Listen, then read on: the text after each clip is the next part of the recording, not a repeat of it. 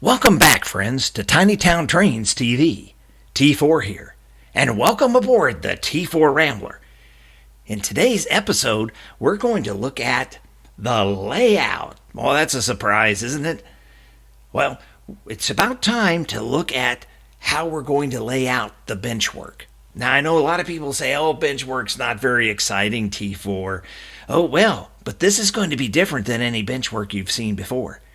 Because a lot of people tell you that you either have to build around the outside and walk down the middle, or you have to build in the middle and then you can walk around the outside, right? Well, we're not going to compromise here because I'm enthusiastic about this layout, and a little enthusiasm always trumps good common sense any day. So I'm going to do both. I'm going to build on the outside and the inside, and then I'm going to crawl underneath. Now, here's the plan. Now, as I've talked about before, this room is about 12 foot by 17 foot, give or take a little. And so, what I have to do, of course, I have to be able to come in the door, right? And so, the door is over here coming in. And I've got to be able to get over to the cloffice and get inside to do my work. So, this area right here's kind of got to be open, and it's got to have enough room to bring things in and out. So, that's kind of the floor space right there between the two doors.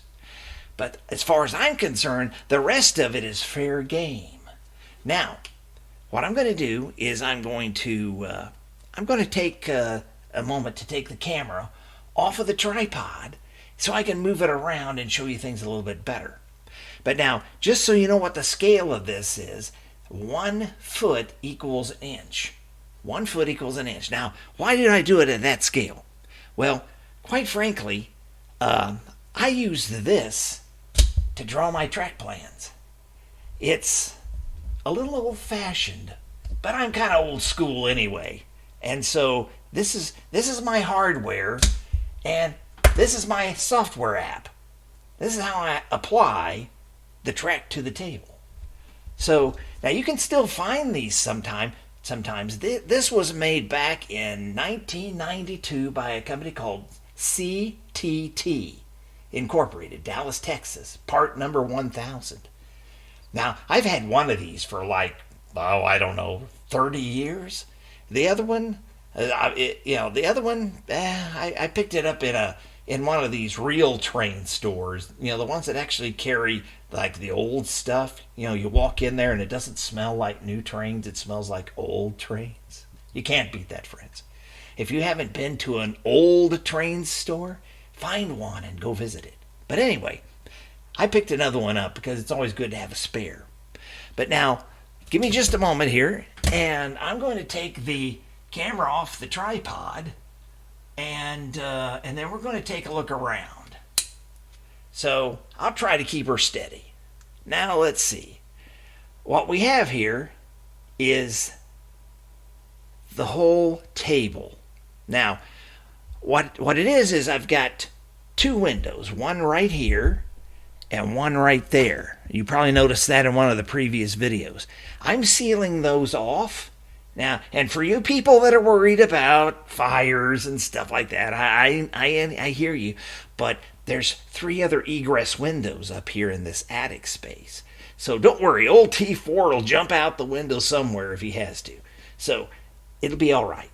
Now, the rest of this dark solid line here on the outside, that's the actual table for level 1. There you see the furnace flue over there.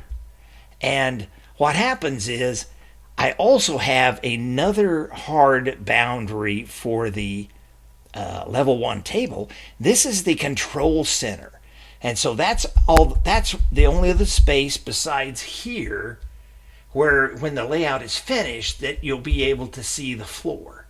Now, this is set up in order to use 4x8 sheets of plywood as efficiently as possible, okay? But before I get into that, let's talk about these green spaces here. These green spaces are also cutouts, just it's very similar to the cutout for the control center area, but I have these are green because they're cut out on level 1, but on subsequent levels as it goes up, eventually they'll be covered up at different levels for different ones. Some of it will be city, some of it will be mountains, but they'll be covered up. But what that does is it allows old T4 to get underneath there and get up inside to access different parts of the layout from underneath. And I'm going to light it under there so I can flip a switch on and see what I'm doing under there, and then flip it off so that the tunnels aren't lit from from inside. It just doesn't look right to have tunnels glowing from inside.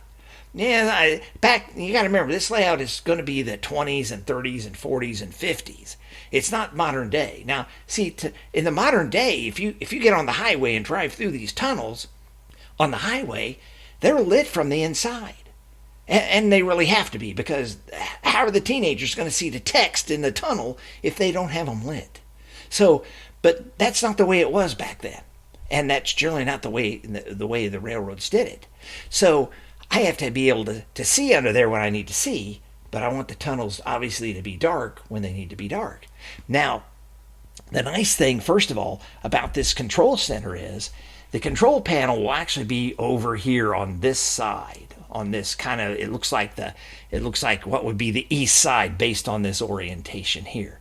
And that's really nice because it makes it centralized for the whole layout. And that way, you don't have as much power issues, sending power out from the central point, kind of like a spider web. And that way it'll work better. So this is kind of the way it's set up. Now, what's going to happen is these red dotted lines, they represent, how the table's going to be actually built from 4x8 sheets. So you'll notice this is a 4x8 sheet, and this is a 4x8 sheet.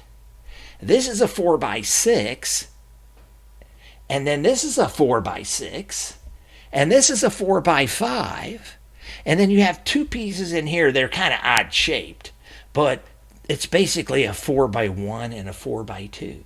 So the total here is on 4x8 sheets, it's actually a little bit more than 4.5 full sheets. But because if you take out the area for the cutouts for level 1, then it's probably just a little shy of 4.5 sheets.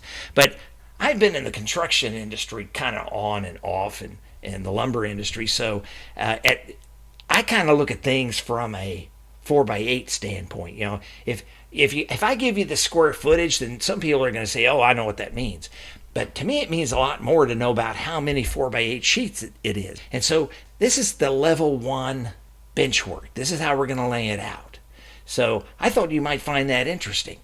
And now, like I said, some people are saying, oh, well, T4 is building a layout 9 levels high, but he's just going to put a bunch of shelves around the outside at 9 levels, and that'll be the layout.